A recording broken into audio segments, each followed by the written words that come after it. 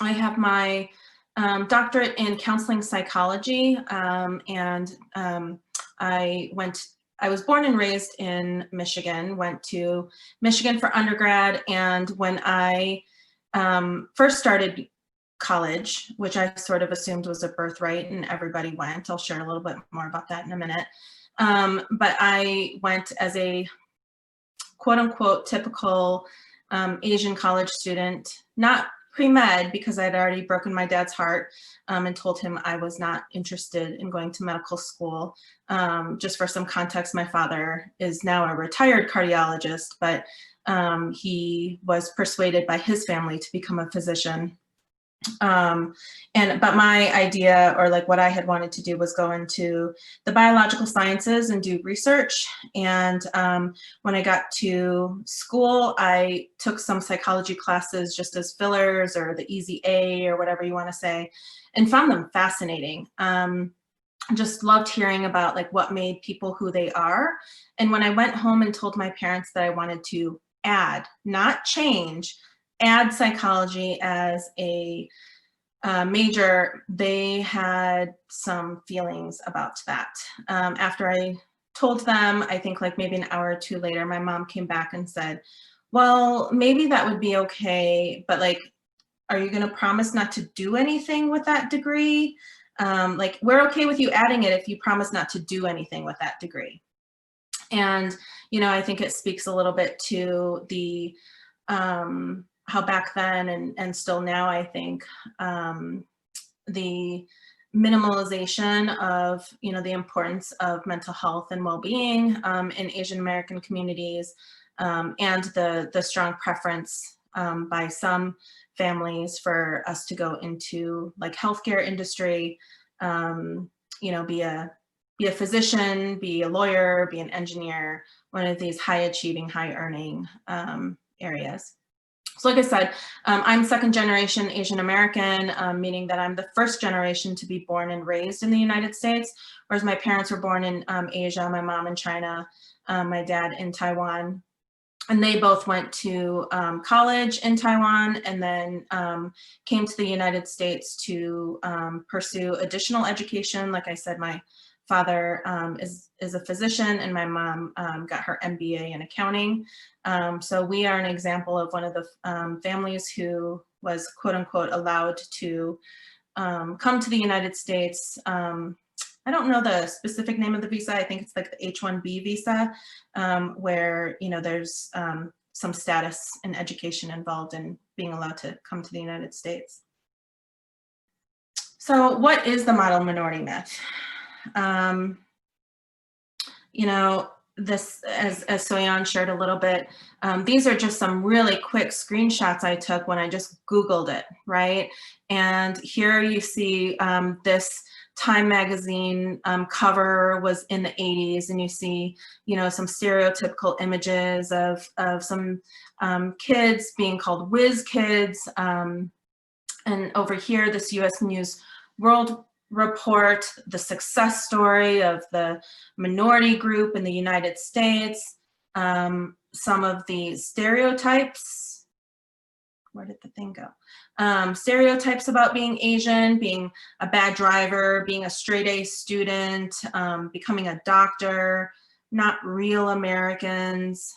You know, and some of them echoed over here, being hardworking, being docile and passive, unathletic. So there's a bit of a mix of both what seem to be positive stereotypes and ones that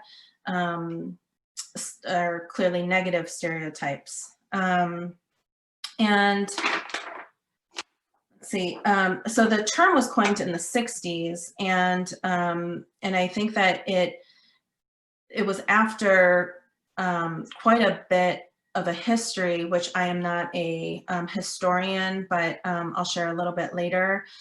Some of the like long-term history of the racism, institutional, legal, against Asians coming to the United States that, you know, I think like one of the big first waves of Asians coming to the United States was in the early 1800s to come be labor on like very cheap labor on the US Transatlantic Railroad. And then there was after some time, there was a lot of fear about Asians, you know, taking jobs, right? This echoes a lot of maybe what is currently thought of from the immigration from our neighbors in Mexico. But, you know, having them take away all the good jobs and, excuse me, and resources. And so then there was some legislation passed to limit the number of Chinese folks who are allowed to come to the United States. That's called the Chinese Exclusion Act, which lasted for a really long time. I have a graphic later that gives more dates. Like I said, I'm not a historian, but often this term, this model minority myth or model minority, is used to really deny racism and deny the existence of racial inequities. And so, you know, when Asians are held up in the United States as this model minority as being high achievers, highly educated, financial successes, you know, highly educated, all of those quote unquote positive stereotypes, it's in a way to compare to Black and brown folks, the Black and brown communities, you know, against those negative stereotypes of them being uneducated or lazy, and excuse me, putting the blame on them for the inequities or the racial disparities that we see in educational attainment, health disparities, et cetera, that we see in many Black, Indigenous, and other people of color communities. It also serves to hide racism against Asians in the US. I didn't go Googling for recent violence against, or like discriminatory violent acts against Asian Americans recently. I think there's enough examples with our current administration calling the pandemic the Kung flu or the Chinese flu or whatever he's calling it. I try not to listen to him as much as possible. And it's, you know, sort of deliberate for me to be aware of what's happening, but at the same time, not overly exposing myself to things that I find disturbing or anxiety provoking. And wanted to just share that it's okay to take some time away from things when you know that they're overly stressful for you and you are not able to maybe handle that and balance that with all the things that you're needing to do now. Let's see. Oh, and then I just wanted to, like, some food for thought around, you know, this division of holding up, you know, certain pockets of communities of color, the model minority, Asians, and how that maybe, how that might influence some of the, like, you know I have a lot of like, what, when I think about women or people of color who vote for administrations who are anti-immigration and seem to be very both overtly and covertly racist in their policies, and thinking about how being, what is it called, like close to but not quite white, having some privilege given to us by the dominant majority, and how that may feel protective, feel almost belonging, and convince some of us that, you know, it is the Black and brown folks' fault that they are not succeeding in the US right now, and that these policies are fair to everybody who's already here, et cetera, et cetera.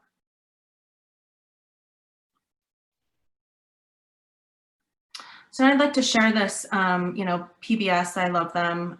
If you haven't seen the series on the American experience, I highly encourage that.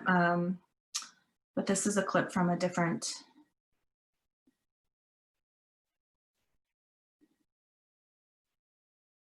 Are you all seeing this screen with the video? Yeah, we could see the screen. Okay, with the video on it, Soyan? Yeah, just press play, I think. Yep. When someone says model minority, I hear that our struggles are invisible to them. Just because I'm Asian does not mean that I'm good at math or science. It's just crazy to think that people have these expectations of certain minority groups. And it doesn't allow us the full breadth of our experiences. It's an illusion. It's a mask. It's a fantasy. So everyone is their own person and has their own individuality.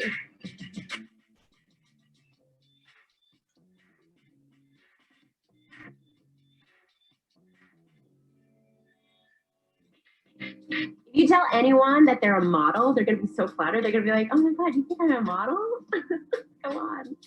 What I hear when I hear the term model minority is you go sit over there in the corner and be quiet and don't cause any problems and just do your math problems and play your violin, okay? And to that I say, model this. So I feel like all my life I was rebelling against the concept of the model minority. I wasn't an academically strong student. I always geared more towards theater, arts, and acting and things like that. Any white person that thinks the model minority term is healthy, I'd say, you don't judge me, because it's coming from the white perspective. There's something inherently patronizing about it, even though it's like, oh, you're so good, you're so obedient, good you. That's like patting me on the head. No, I don't need a pat on my head from you, white dude. Hollywood is very racist.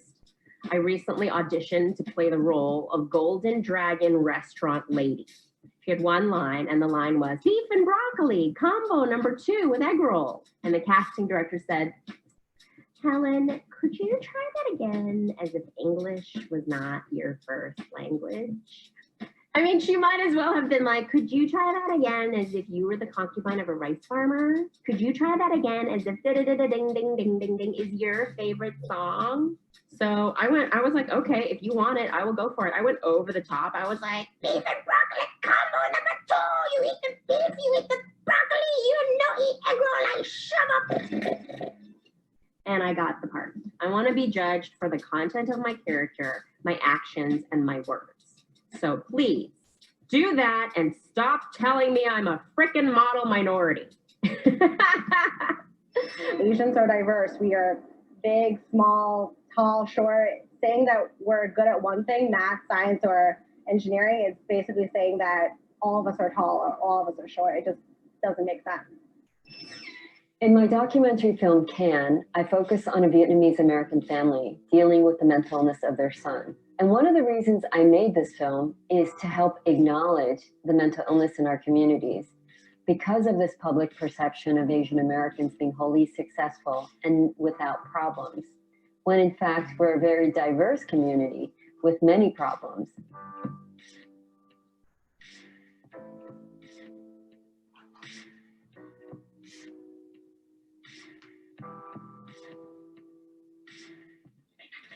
The model minority myth is often used to disparage other minority groups.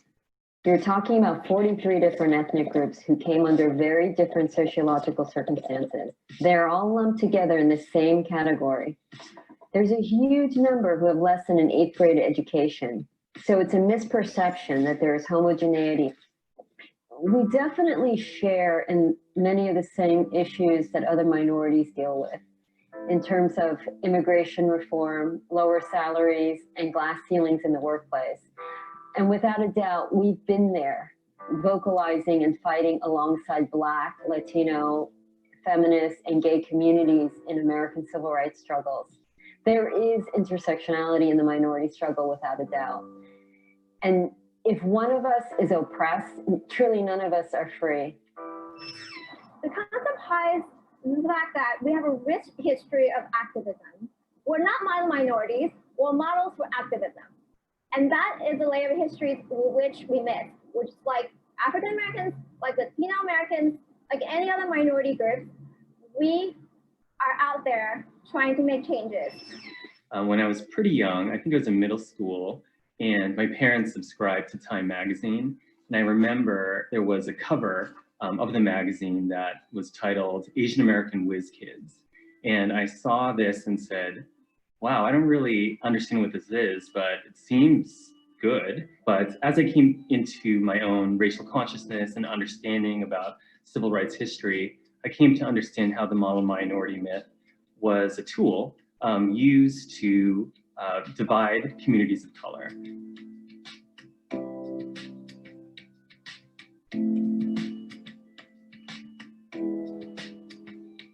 The term Asian American encompasses people from East Asia, China, Korea, Japan, Southeast Asia, like the Philippines, Vietnam, Cambodia, Laos, and South Asia, India, Pakistan, Bangladesh, and Sri Lanka. But what they all have in common when they come to the United States is that they are racialized and become people of color. Asian Americans experience the highest growth rate of any racial group in the United States, except for Latinos. Asian Americans also experience the longest periods of unemployment during the recession than any other racial group. The Asian American experience is the experience of immigrants. Asian Americans are now the fastest growing racial group in the United States. There is a tremendous intersection of interest between Asian Americans and Latinos on the issue of immigration reform. What the model minority myth hides is that there are 1.3 million undocumented Asians who would benefit from comprehensive immigration reform, just like Latinos and every other immigrant group. But one of the great things that I learned about Asian American history is that it was African Americans, Latinos, and Asian Americans standing side by side to demand visibility, to demand ethnic studies programs, to demand liberation for generations of being denied equal opportunity. We have a long history of activism that we need to remember and that we need to guide us today. What I hear when I hear model minority is quiet, obedient, good at math, good at violin, and there are definitely Asians that are that person, but I'm not one of them.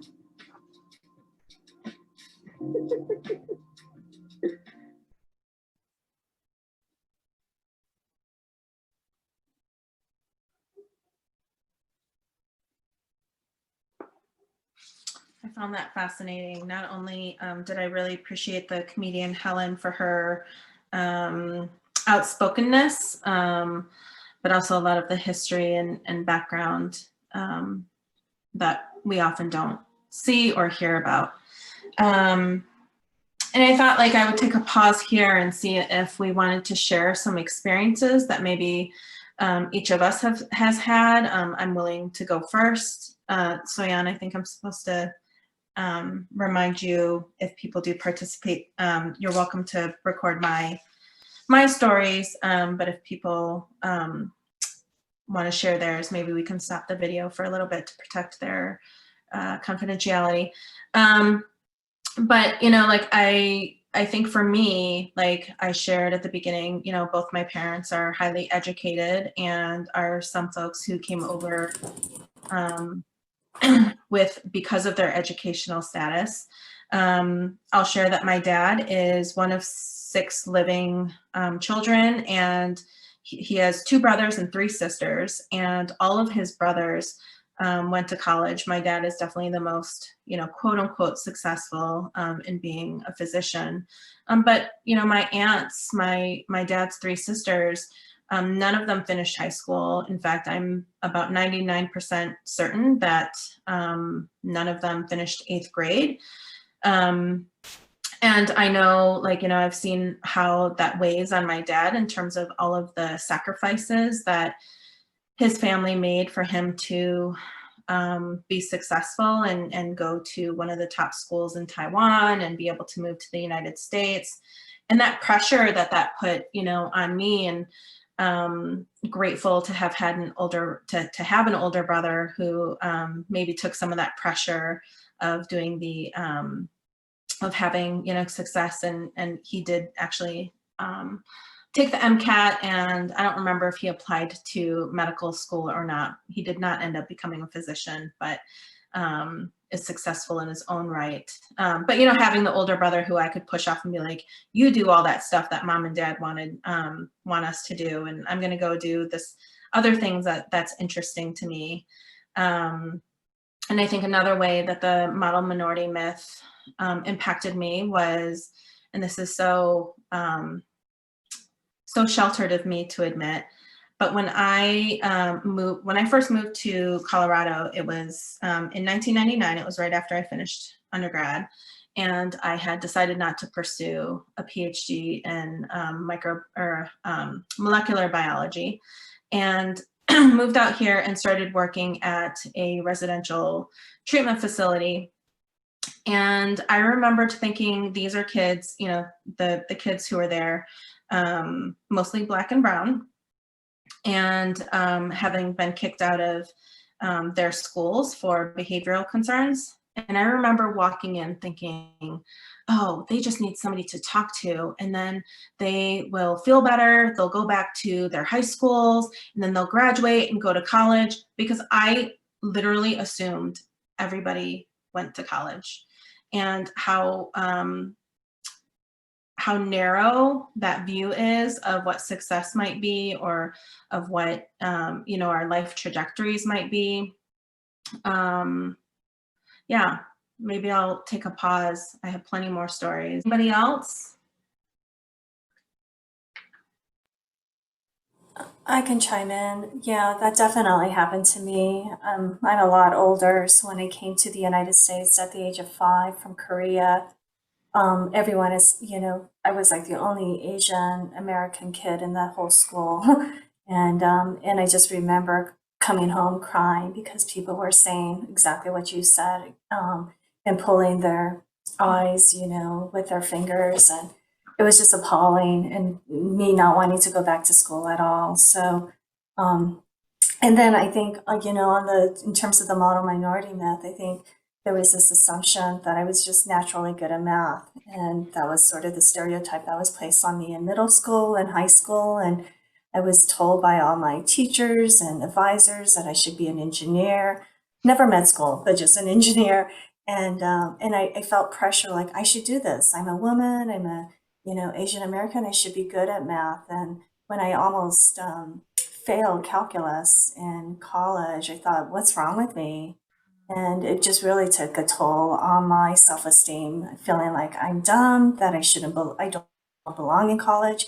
And so, yeah, I think I didn't know it at the time, but when I reflect back on my college years, I realized the pressures that I had because of the stereotype of what I was supposed to be, good at math and science, which I was not.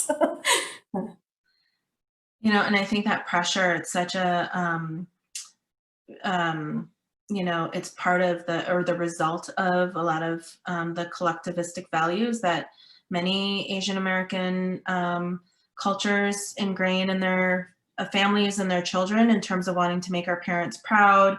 I know as a child of immigrants, you know, like hearing maybe directly and indirectly, right, like how much they'd sacrifice to be here, right? They're away from their families, they're away from the homes that they know, and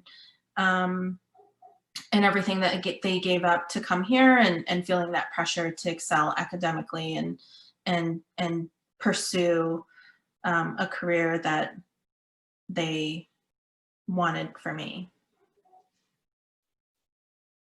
Thanks for sharing, Soyan. So just really quickly, you know, I know this seems elementary to explain, but like, you know, what is a stereotype, right? Just beliefs about individuals based on their group characteristics. So these ones that we've been talking about, Asians being good at math, Asians being bad drivers, Black folks being lazy and uneducated, things like that. And then what does it mean when we internalize those stereotypes? That means when we hear these expectations, whether they're coming from our parents, coming from teachers, coming from our peers, and we believe them about ourselves. We swallow them whole and believe that about ourselves and to the rest of our like racial and ethnic group, and think them to be fact. And then there's, you know, some like negative outcomes about internalizing these stereotypes. Lots of research. I'm happy to send PDFs or a bibliography of psychological research that shows that when we internalize stereotypes, that we have poor outcomes, whether they be academic, behavioral, mental health, and physical health as well. And you know, much of the research does show that even when they are these good stereotypes, right, of being high achievers, being academically successful, financially successful, that those have some negative outcomes as well, of all of that, like pressure and the, you know, a negative self-esteem if you don't fit that stereotype, if you feel like you don't belong to your racial or ethnic group because you don't match those stereotypes. So good stereotypes, quote unquote, positive ones can and are bad as well. I'll say from a psychological perspective that stereotypes are a type of schema which our brains are naturally wired to do. It's a shortcut to help us use a little bit less brain power as we operate day to day. And what's important to acknowledge though is that these, when the schemas become a bad thing is when we don't analyze them and think, why do I think that? And then just assume them as fact and make judgments of other people's and ourselves based on them.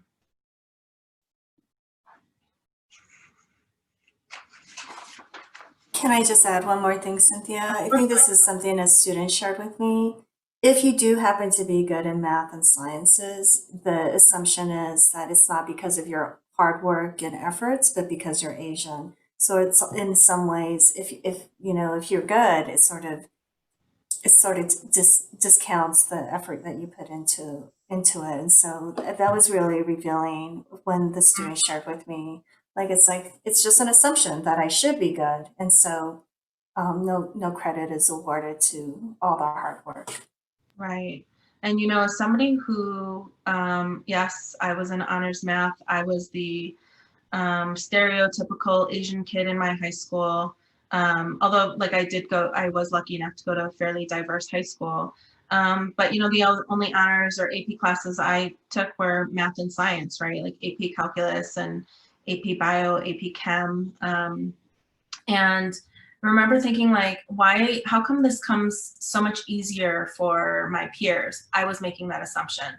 For all I know, they were struggling as much as I did, especially with calculus and chemistry, which were not my forte, which was very evident once I got to college and did not do well in organic chemistry.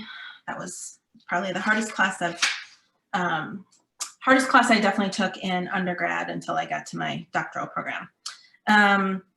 So just impact on health and mental health is that we see that these unrealistic expectations, the pressure to succeed, lead to, you know, like feelings of inadequacy, fear of failure, chronic stress symptoms, feeling isolated or rejected, symptoms of anxiety and depression. And, you know, all of that leading into, like, you know, obviously some increased psychological distress. And then sometimes, or many times, I think I've read quite a bit about both in the Asian American communities and in the Latinx communities, that many times psychological distress is, I don't want to say masked, but expressed as somatic complaints. You know, I remember growing up and having my grandma always having like stomach aches and headaches and body aches, and just thinking she was a hypochondriac. And now as I reflect back on that, I wonder, you know, as a woman who you know, had so many children, as I said, my dad is one of 6 living children, and his mom had given birth to 13 children, and all of the hardships that, you know, she survived, and no wonder she had lots of aches and pains, and I don't think all of them were necessarily somatic. that believing the model minority myth about yourself can also have a negative impact on your ethnic identity development.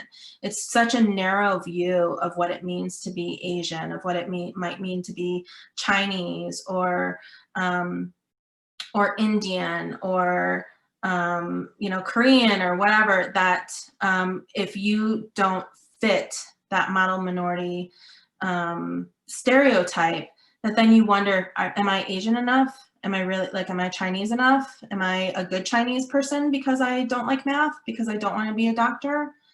And then there's this double-edged sword, because those, like I said, like those who don't identify with the model minority myth, who are not good at math, who don't want to be a physician, that they then don't feel like they fit in, and also have increased psychological distress. And then overall, that Asian students, Asian Americans, are less likely to seek counseling services.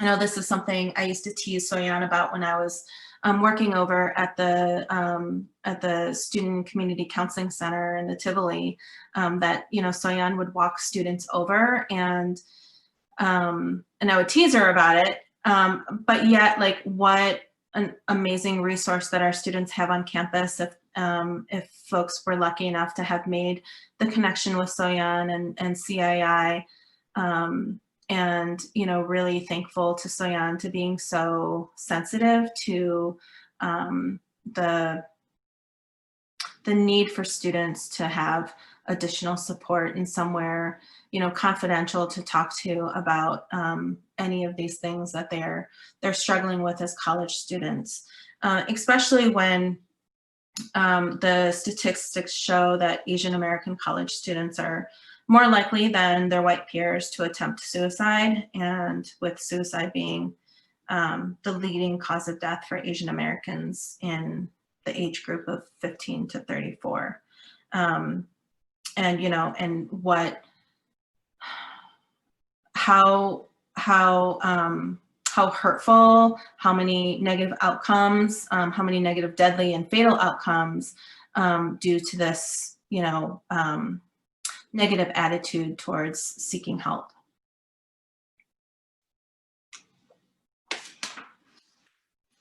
So these are just some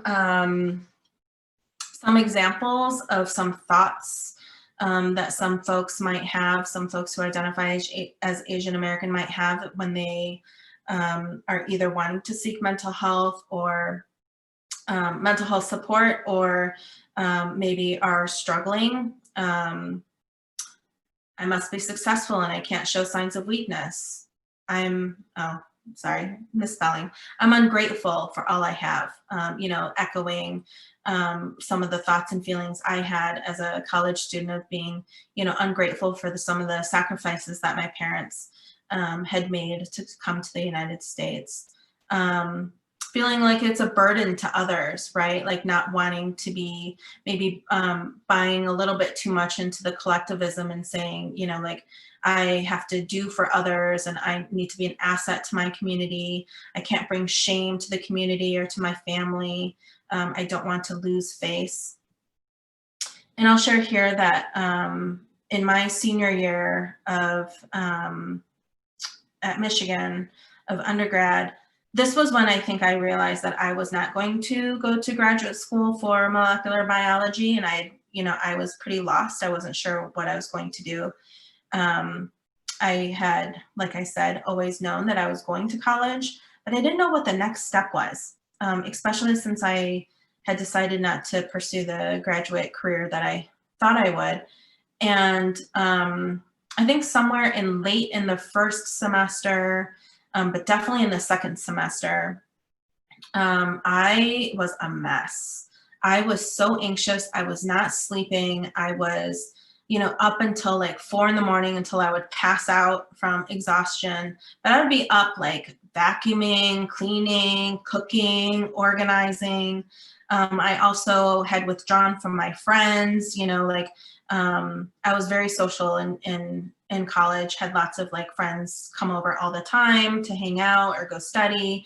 And I was like basically not taking their phone calls, avoiding them, because I was so anxious about like what I was supposed to do and really being scared about like letting down my parents and my entire family with this whole like, I don't know what I want to do. And that didn't seem like that was okay to not know what I wanted to do because of, you know, some of it being the model minority myth of like, well, you're supposed to be a physician, you're supposed to go to graduate school, you're supposed to know what you want to do. And how I did not, even as a psychology major, I did not go seek services or support. And I've talked to some of my college friends since then, been like, why did you not drag me over there? They're like, you never like answered the phone. You wouldn't like, we didn't know you needed help, you know? And so I, you know, just speaking to some of the guilt and shame that can prevent you from going to services, some of it being not knowing maybe that there are services on campus.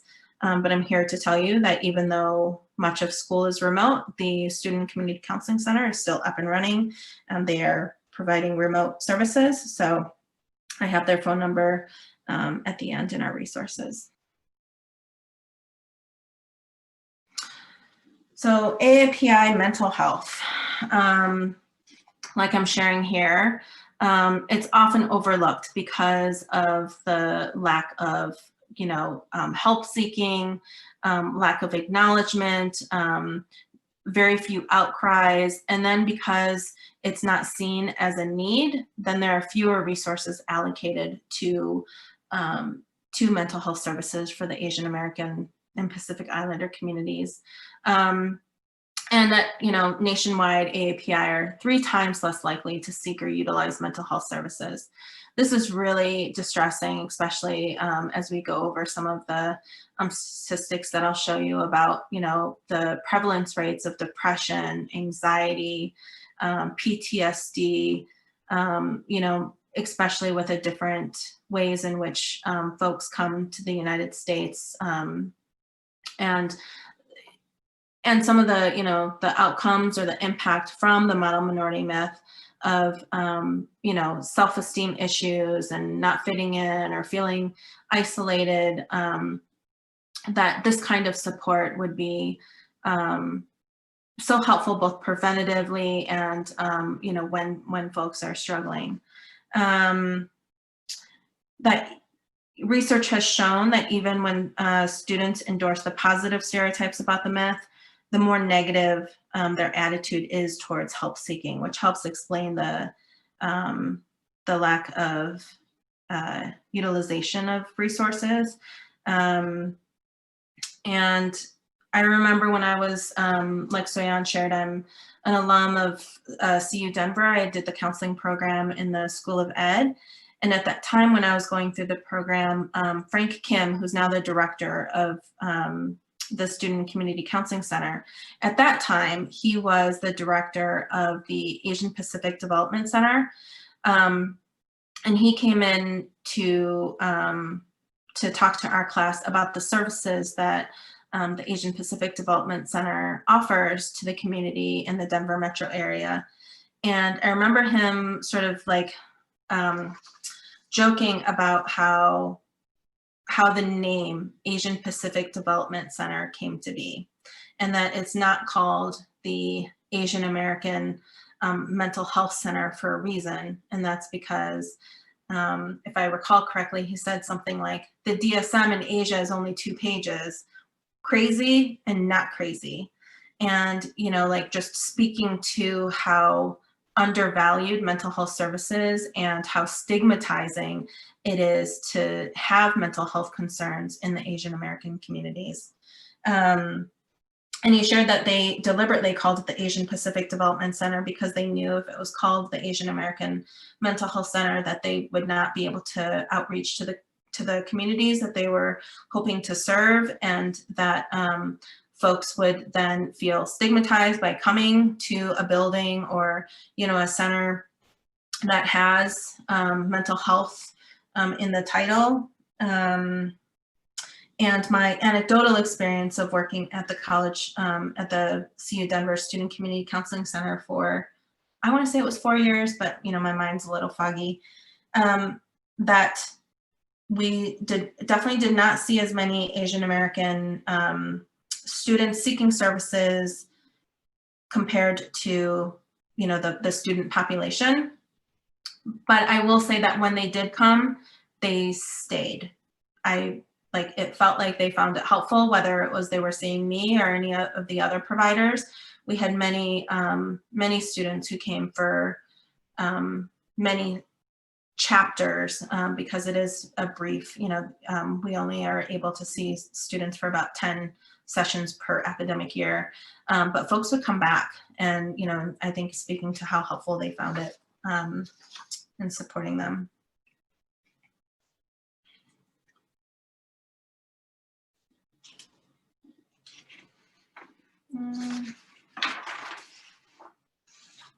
Okay, so like I said, I was going to show some statistics and why it is so important to disaggregate the data. And up here you can see that, you know, this is a very crude disaggregation of data in terms of just East Asians, Southeast Asians, and South Asians. And looking at, you know, some of the, I'm just going to go by the percentages, but the experience of mood disorders, you know, being the same as, if not a slightly higher than the national average prevalence rate, anxiety disorders, and substance use disorders, and then just the overall, right? That you can see that over a quarter of the AAPI communities in total, but like a very significant number within East Asians, Southeast Asians, and South Asians could be supported by mental health services and find some relief in what they're experiencing. And I just want to share for those of you who maybe are, you know, I think overall, you know, some of the stigma about mental health services is that it's just a sign of weakness, right? That I shared earlier. I don't think that's just specific to the Asian American community. I think that's echoed, that there's always been a stigma about seeking mental health services. And just, you know, hoping that some of you know, and if you don't know, I'm sharing it now, that many of these mood disorders or anxiety disorder, substance use disorders, things like schizophrenia, bipolar, depression, that there's a biological component to these. And that's why, you know, psychiatrists and licensed mental health providers will tell folks that the best treatment is having both the medical medication aspect or psychotropic medication and talk services at the same time. That's usually the best combo that helps folks recover and be able to like, you know, basically stop taking like antidepressants or anti-anxiety meds if they're able to have those. And that you know, many folks do go on to antidepressants, and maybe, like, you know, periodically, depending on how they're feeling. And that, and I know for me, many of my clients have said, Cynthia, I wish I had done this earlier. And I've asked them, like, what could I have said? Because I'll always bring it up if I feel like it could be helpful. Like, I don't know what you could have said to convince me, but I'm so glad that I finally heard you and made that appointment.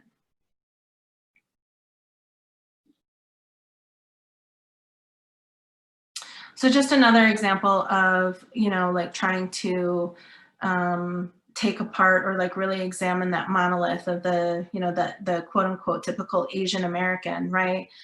That, you know, this story about Cambodian refugees 20 years after coming to the United States. And, you know, and these very stark and sad statistics about their, 62% of them having,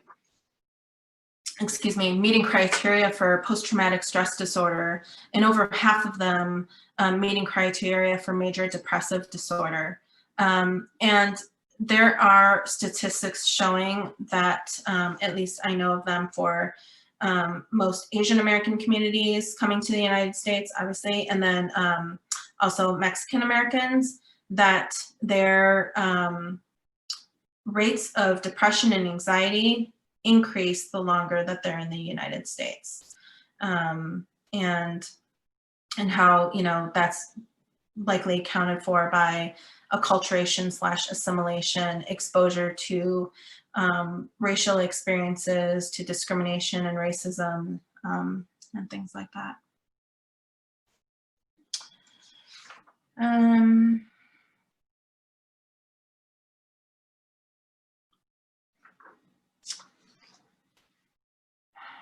More depressing or very stark and sad statistics about the Asian American community and their risk for suicide.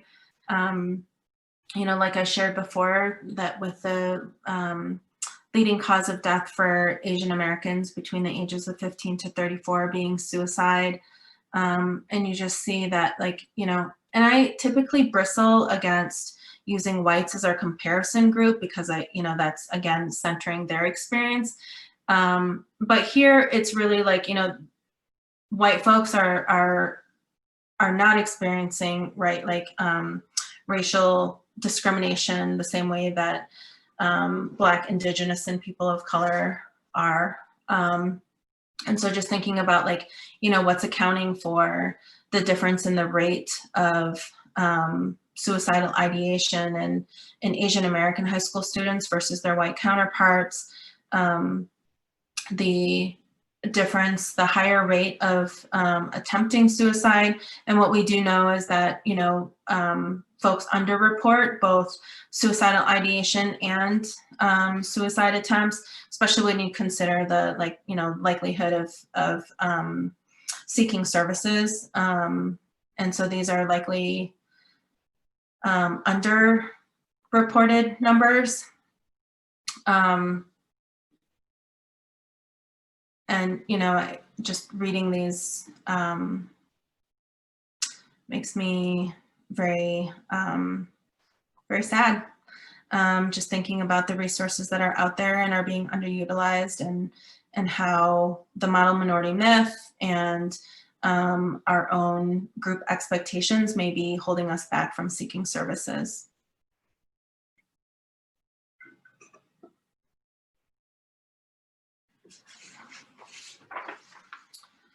So why is it important to destigmatize mental health?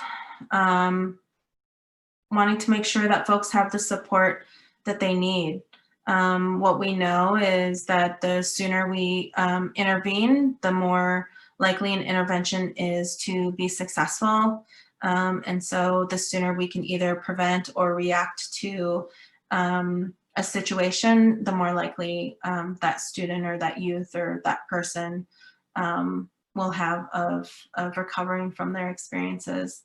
Reducing and erasing the stigma around seeking professional help. I know my mom was very good at saying, I sort of joke that I feel like my mom made sure to teach my brother and I Mandarin so that she could say stuff to us that nobody else would understand. But she would definitely whisper in my ear in Chinese about oh, look at that, you don't want to be like that. And sharing some of the cultural stigmas around mental health concerns and things. Oh, and then I still, as a 40-plus-year-old person, I still have to ask my mom, how do you say psychology in Mandarin? It's not something that we talk about, even though I'm a licensed psychologist. Promoting closer bonds with family, I think this hesitation that some of us have around sharing some of our struggles with our family members, furthers this this myth that we're all doing well, that we're all okay, that we all, you know, like excel under pressure, and sharing some of the difficulties that we might be having, like, you know, with our cousins, with our siblings, with our parents, if we feel like that's safe to do so, can really help the family like bond together, and, you know, maybe help other folks who are struggling in our families. What we know about many mood disorders and anxiety disorders is that there is a heritability or a genetic factor. And so oftentimes, if somebody has depression or generalized anxiety disorder, it would not be uncommon to see that running through like a family tree. And then it can also help negate these stereotypes about the like cold tiger mom, you know, type of stereotypes that we have, that some of us have heard, probably all of us, and the general public has heard about Asian American Pacific Islander parents, about being super demanding and unsupportive in you know, mental health support or social support, and just really caring about academics. And then how do we destigmatize mental health?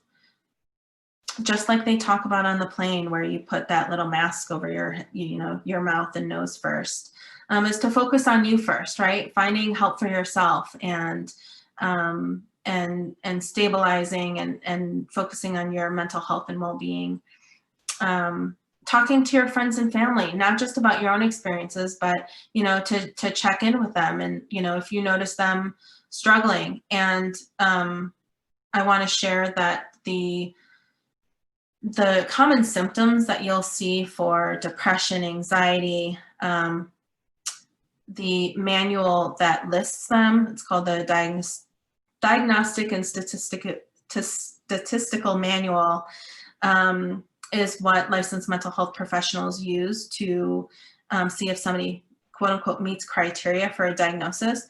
It's really based on Western ideals.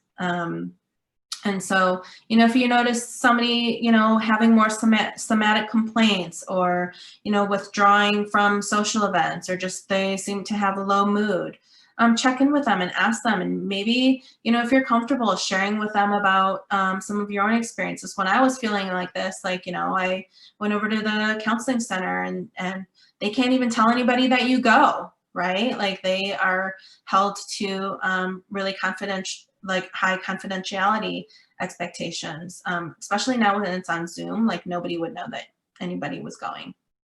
And of course, reaching out to available resources. I have a few local resources that I gathered to share with all of you. I'm sure that Soyan has a much longer list.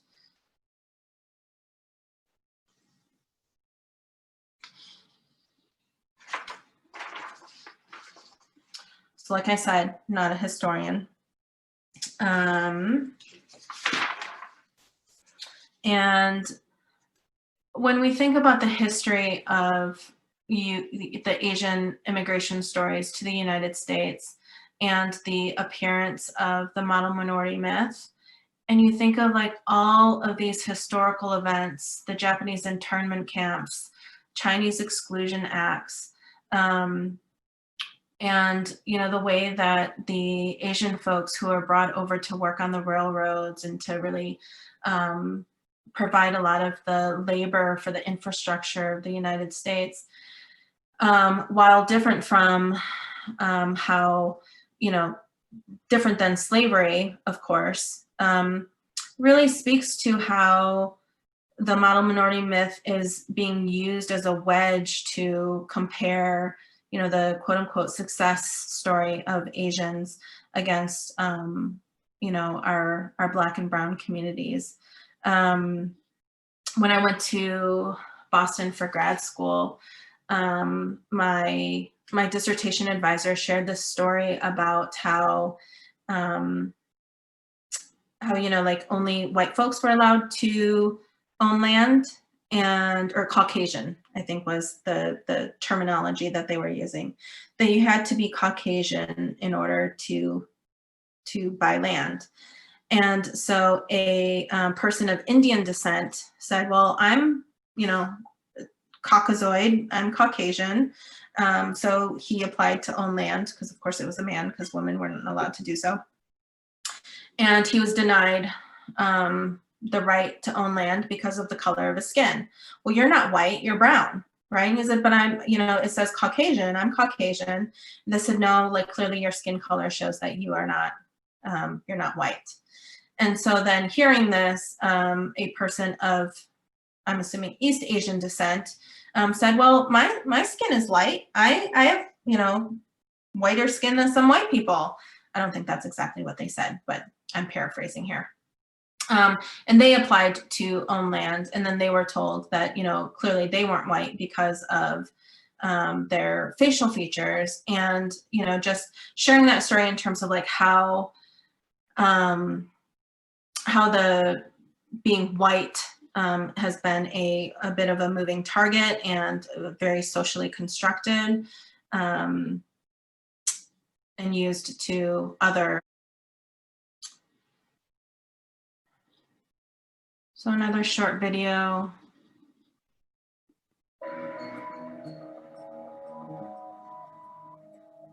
Basically that there's this group of people who have come here and sort of really quickly and automatically achieve the American dream. That Asians are wealthy or highly educated as a whole. Asian Americans, no matter what generation you belong to, you are a conformist and you are going to play by the rules. Study hard, work hard, not have fun. You either work in IT or you're a doctor or you're a lawyer or an engineer. Many Americans think of Asians as a quote unquote model minority, but there are tons of misconceptions about where that stereotype comes from and just how true it is. Asians have a long history in the United States. They were miners during the California Gold Rush. They helped build the Transcontinental Railroad in the 1860s. Back then, there was a lot of resentment toward Asian Americans, who were often portrayed as job stealers and dangerous criminals. This intense racism spurred laws that made the Chinese the first nationality to be banned from emigrating to the United States. During World War II, anti-Asian racism was one reason people clamored to send Japanese Americans to internment camps. But after the war, something remarkable happened. Asian Americans began to be seen as a model minority, an uncomplaining, hardworking group that exemplified the American dream. How did the image of Asian Americans change so drastically? According to historian Ellen Wu, who has studied the history of racism toward Asian Americans, some of the model minority stereotypes began with Asian American leaders who wanted to promote positive images of their communities. For instance, during the 1950s, America was in the middle of a panic about youth delinquency. Think James Dean and the Switchblade gangs. Sensing those anxieties, some Chinese American leaders spread stories about their obedient children and traditional Confucian family values. But these efforts were quickly co-opted by some in the political mainstream. At a time when the United States was fighting to establish itself as the leader of the free world, the State Department broadcast stories of happy and Americanized Chinese American families to win foreign allies. We send the message in over 40 languages, using natives of the country to which they broadcast. Most of these are now American citizens. We show must put here good soldiers, good Americans. That's the idea. I hope it works. Japanese Americans were another example of how geopolitics and racial politics collided during this time. After the War Relocation Authority encouraged Japanese Americans to put the memory of the internment camps behind them. The agency resettled many of them across the country in hopes that they would assimilate more deeply. The government commissioned photos and videos of wholesome, patriotic Japanese American workers and families. Many saw these images of Japanese American upward progress as a symbol of Cold War American values. According to Ellen Wu, not all Japanese Americans agreed with how they were portrayed, but some welcomed this as a chance for their communities to achieve upward mobility. A short time ago, they were in a relocation center. Now they're in the Middle West, renewing their touch with the world they left a year earlier. Parts of the mainstream media latched onto these images, amplifying stories about Asian Americans being accepted into American culture. And I'm planning to marry a Japanese girl myself. I am happy to be both Chinese and American. But not all Asian Americans were as successful as they were often portrayed. And the actors portraying them in the movies sometimes weren't even Asian. I like that. Chop suey, chop suey. By the 1960s, the model minority myth took a darker turn. As Ellen Wu has documented, Asian American stereotypes began to be used against African American demands for social and economic justice. Stories of Asian success influenced the controversial Moynihan Report, which blamed Black poverty on ghetto culture. In some newspapers, opinion columnists unfairly asked, if Asians could do it, why couldn't African Americans? The Asian model minority stereotype still survives today. Only now, it's become something of a straitjacket for the community. When I talk to non-Asian Americans, they say, well, the model minority stereotype, that's not a bad thing, right? It's really a compliment. You guys are such high achievers. Where I see it as a problem and as a negative is when the stereotype is really detrimental and really prohibitive from getting Asian Americans getting help, whether it's mental health care or getting involved in the political, activist arena that they really want to. If I'm in an airport, I'm already in the Muslim basket.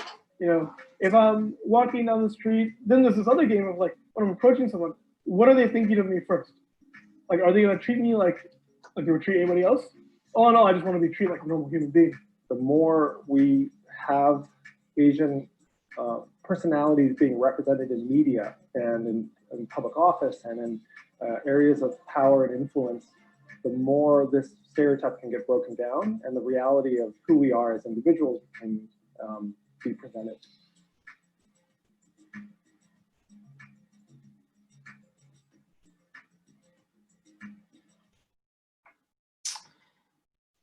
I liked this video because it made me think about how the model minority myth might limit or seem to limit some of the opportunities or the possibilities. We talk about how representation matters and like some of the cultural significance of having Barack Obama as president and other Black leaders. And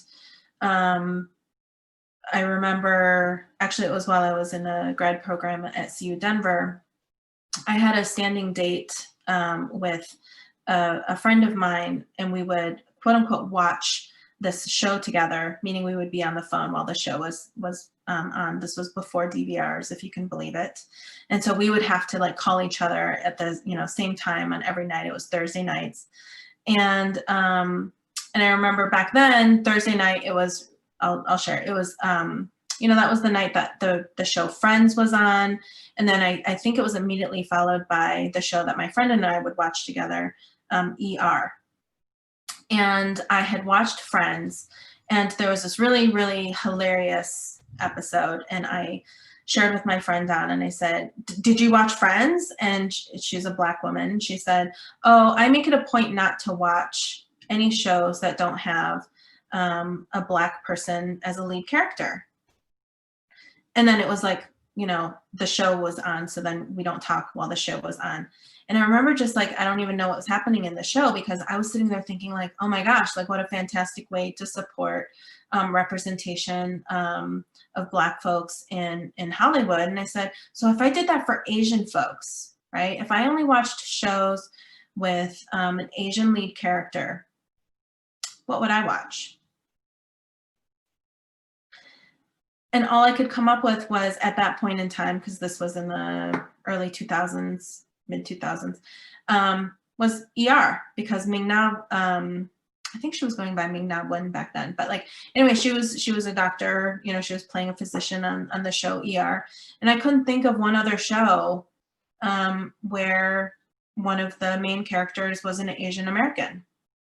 And I think about, the rise of especially Asian American women as comedians, obviously like Ali Wong, and I grew up more with like Margaret Cho and Awkwafina, and just thinking about how they break the mold, or they go against a lot of stereotypes about the model minority myth, right? Like definitely not meek or docile. I think that Ali Wong actually talks a little bit about not being good at math and not fitting into the model minority myth, and how that impacted her growth as a comedian and as a person. And then I thought about Andrew Yang. And I wonder if any of you followed, like during the presidential primaries, after it was evident that Joe Biden would be the candidate for the Democratic Party, there was a lot of, Andrew Yang wrote an article or an opinion piece, and I can't remember which paper it got published in, but he was just talking about the backlash against Asian Americans because of the pandemic, and encouraging the Asian American community and what they could do to gain more acceptance in the United States. Soyan, do you remember reading this? I do remember reading this, and I think his answer was, because there was such, the label of the Chinese flu, and his argument was we have to show our Americanism by showing how we're at the forefront. And again, sort of saying, look at us, how great we are, being the doctors and the nurses in the front line. And I remember there being a lot of controversy among the AAPI community because, again, it was sort of perpetuating the model minority myth that we need to, in order to combat this racism, we need to be 200%, better. Yeah, so I do remember that. Yeah, I didn't read it more than a few times because it was so infuriating, and basically the gist that I remember taking away was him imploring the Asian American community to live up to the model minority myth, to prove our Americanness, to prove our usefulness to basically white America, and how hurtful I found that as somebody who I thought was a potential contender for the primary. I thought he had some great ideas, and my brother went to business school, and so he's definitely way more economically and financially savvy than I am, and he talked me through how some of the ideas that Andrew Yang was putting on his platform in terms of the universal base income and things like that were really great ideas, and how he really thought that they could be really helpful to the US.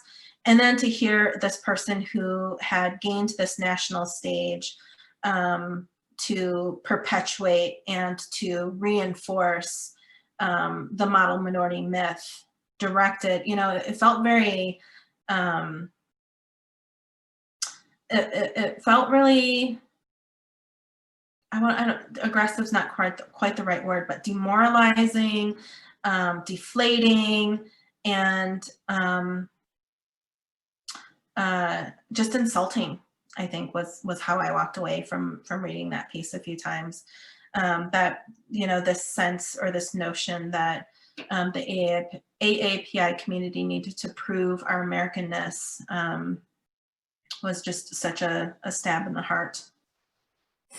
I appreciate everyone staying a little bit longer. I think, it really speaks to how we internalize some of these stereotypes. And that's, again, another example of sometimes how we combat the racism. And when we're surrounded by it all the time, how we believe it ourselves and within our families. And I've heard this among family members too, again, we're so good and superior, and so I think one takeaway from this session is to understand how this model minority myth is not positive. I think people think it should be, it puts you in a good light, but really understanding it's a stereotype and really, again, discounts the individuality of who we are as people, and how it's historically been created to really pit us against other minorities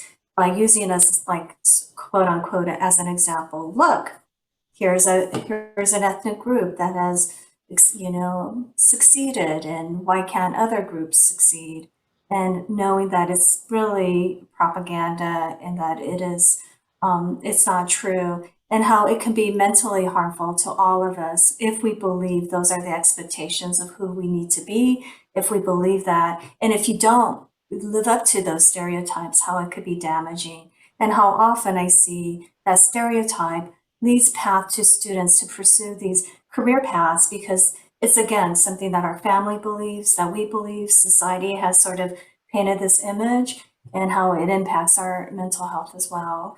So I think I provide this to really, share with you all that we need to understand what this myth is and how we could debunk it and how we don't personally buy into it and how we challenge it among our family members as well. Yeah, and I just wanted to put this screen up. I guess I forgot to add in the phone numbers for the Aurora Health Center. You know, you all are very savvy with the Google, and the Office of Equity. If you're experiencing any, acts of discrimination or racism, I think probably the Office of the Ombuds person is probably also helpful. But obviously, you all know Soyan. Being able to call for an intake appointment at the counseling center. And then if you, after you leave the university and looking or just want some different resources, these are just a few of the ones that I saw that I was like, ooh, like those look like they would be really helpful, especially in terms of mental health. Asian Pacific Development Center has a lot of mental health resources, as well as other social justice advocacy, the National Asian American Pacific Islander Mental Health Association, just connecting with the community. And then there's this link, oh, it's not gonna let me click on it, but they have a huge host of organizations and agencies in Colorado, that most of which I'd never heard of. And I was really happy to see how diverse and